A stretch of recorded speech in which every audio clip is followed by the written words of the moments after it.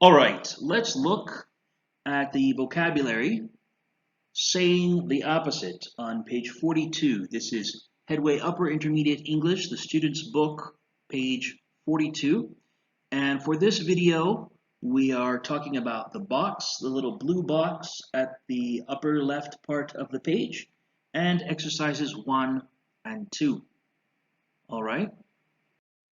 So, antonyms. Now, compare these sentences, which antonyms are used, and which sound better in context. All right? Look at the two sentences.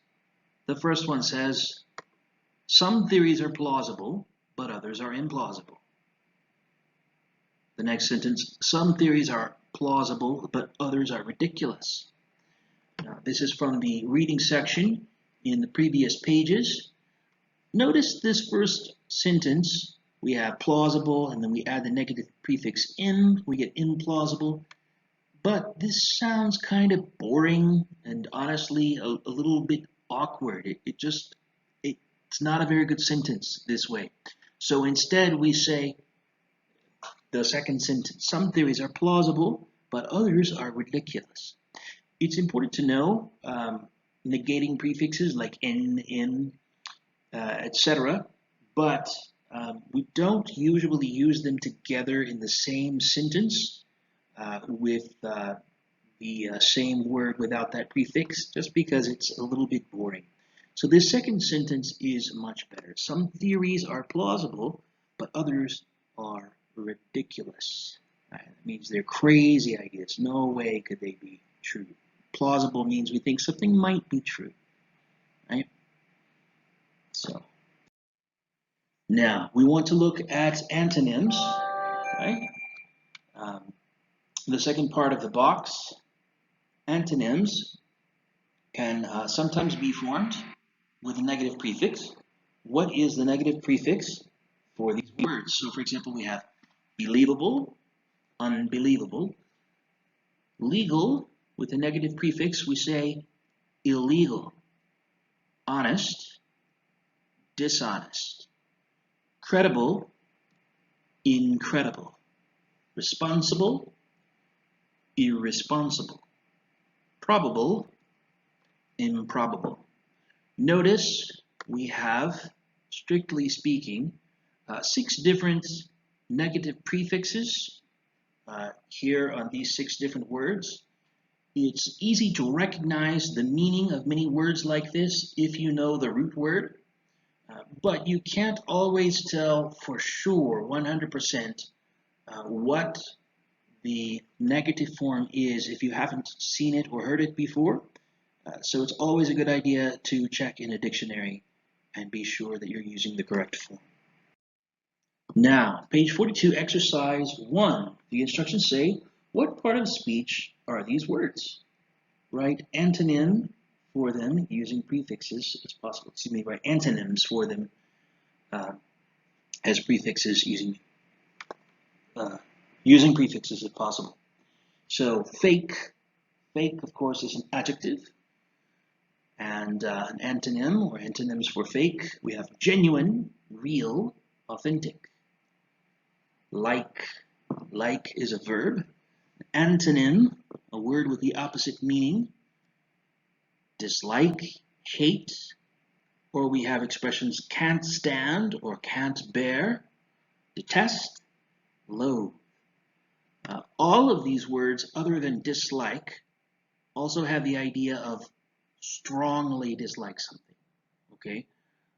Not just kind of dislike it. If I tell you that I dislike hamburgers, this means I don't like them. I don't enjoy them. But if I tell you I detest them, I loathe them, it means, oh, they're really horrible. I can't stand them. Okay, tiny means very small, an adjective. Big, large, huge, enormous, massive, immense, right? Happiness, noun. Unhappiness, sadness, misery, sorrow. Guilty. Guilty is an adjective. This is when a person has done something bad. And opposite words, antonyms include not guilty, innocent, blameless. Right?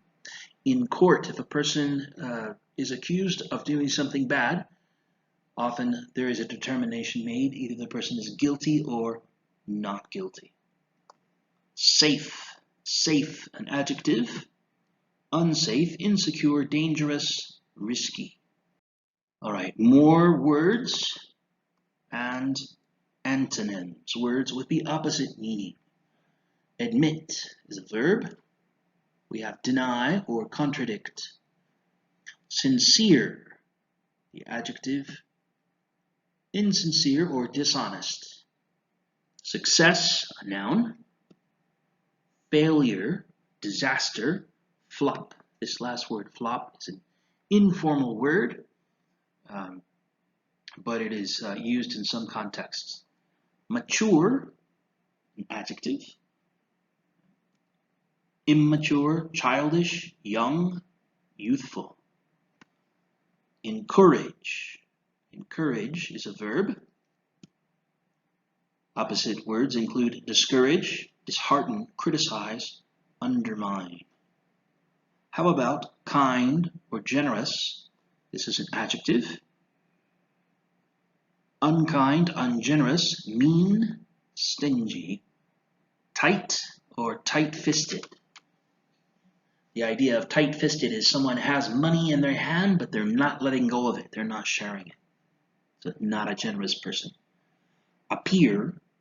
Appear is a verb. We have the antonyms disappear or vanish. All right. Page 42, exercise 2. The instructions say, complete the conversations with antonyms from the box. Put the words in the correct form. So number 1, Gary's a really successful businessman. B says, yeah, but he's a complete failure as a family man. He never sees his children. My granddad's so generous, he gives me 20 pounds every time I see him. Lucky you. My granddad's famous for his meanness. A $5 every birthday, if he remembers. $5, this means a 5-pound note, right? Number 3. Well, Henry, I'm pleased there's been some improvement in your behavior this term, but sadly your work has got worse. Didn't I do okay on the test then? Number 4. You're not going bungee jumping. It sounds really dangerous. No, honestly, it's safe enough if you're careful. Number 5. Our teacher is always criticizing us. I feel useless. I know. It's not fair. He should give us more encouragement if he wants us to work hard.